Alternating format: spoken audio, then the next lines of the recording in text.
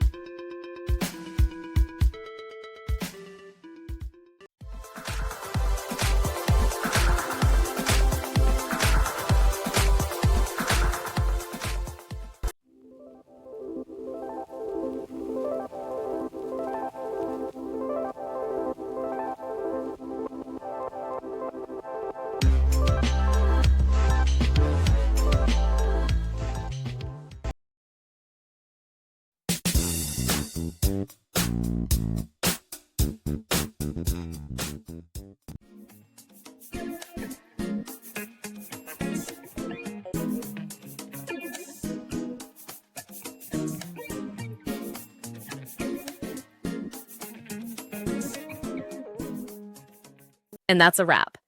I hope you found the answer you were looking for. If you did, take a second to hit that subscribe button. It really helps out. And let me know in the comments which solution worked best for you.